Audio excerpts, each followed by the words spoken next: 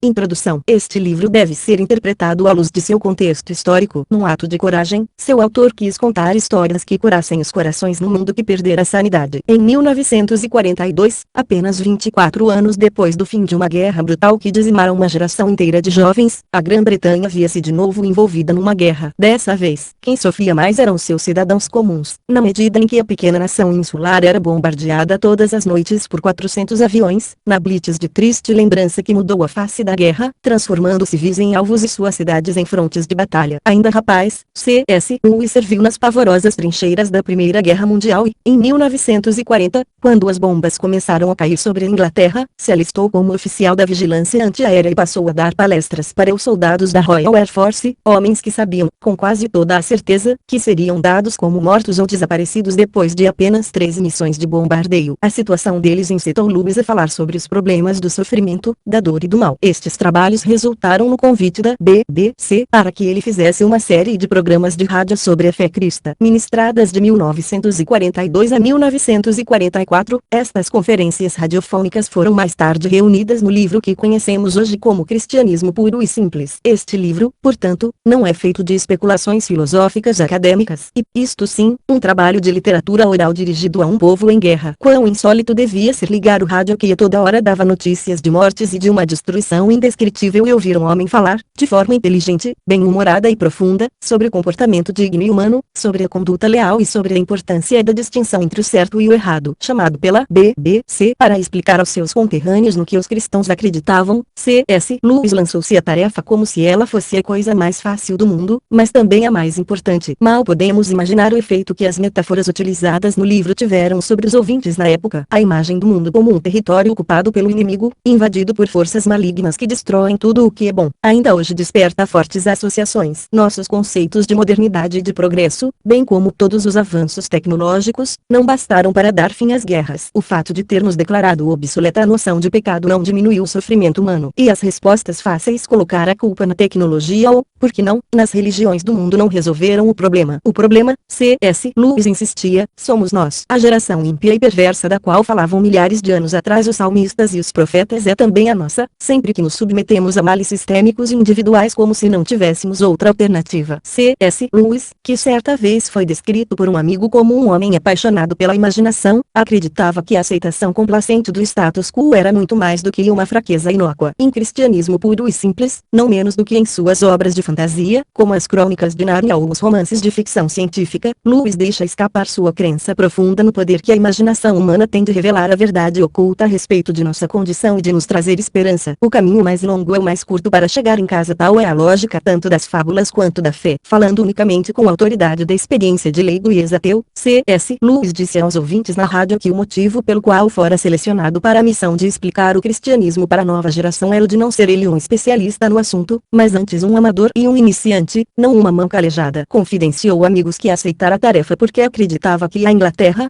que passara a se considerar como a parte de um mundo pós-cristão, nunca tinha aprendido de fato, em termos simples, em que consistia a religião. Assim como Soren Kierkegaard antes dele, de Dietrich Bonhoeffer, seu contemporâneo, Lewis buscou, em Cristianismo Puro e Simples, nos ajudar a ver a religião com novos olhos, como uma fé radical cujos partidários devem ser comparados a um grupo clandestino agrupado numa zona de guerra, no lugar onde o mal parece predominar, para ouvir mensagens de esperança vindas do lado livre. O Cristianismo Puro e Simples de C.S. Lewis não é uma filosofia nem mesmo uma teologia que deve ser lida, discutida e guardada na estante, e um modo de vida que nos desafia sempre a lembrar, como Lewis disse certa vez, que não existem pessoas comuns, e que aqueles de quem fazemos troça, com quem trabalhamos ou nos casamos, os que menosprezamos ou exploramos, são todos imortais. Quando entramos em sintonia com essa realidade, crê Lewis, nos abrimos para transformar imaginativamente nossas vidas de tal forma que o mal declina e o bem triunfa. Isto que Cristo quis de nós quando tomou para si nossa humanidade, santificou nossa carne e nos pediu em troca que revelássemos Deus uns aos outros. Se o mundo faz essa tarefa parecer impossível, Lewis insiste em que ela não é. Mesmo alguém que ele vê como envenenado por uma criação miserável numa casa cheia de ciúmes vulgares e brigas gratuitas pode estar seguro de que Deus está bem ciente da máquina grosseira que tenta dirigir, e pede-lhe somente para ir em frente e fazer o possível. O cristianismo que Lewis comunga é humano, mas não é fácil. Ele nos chama a reconhecer que a maior batalha religiosa não se trava num campo espetacular, mas dentro do coração humano comum. Quando, a cada manhã, manhã, acordamos e sentimos a pressão do dia nos afligir e temos de decidir que tipo de mortais queremos ser. Talvez nos sirva de consolo, como serviu ao sofrido povo britânico quando ouviu pela primeira vez estes colóquios, recordar que Deus prega uma peça nos que buscam o poder a qualquer preço. Luiz nos lembra, com seu humor e sua verve costumeira, quão monótona é a semelhança que une todos os grandes tiranos e conquistadores, quão gloriosa é a diferença dos santos. Kathleen Norris.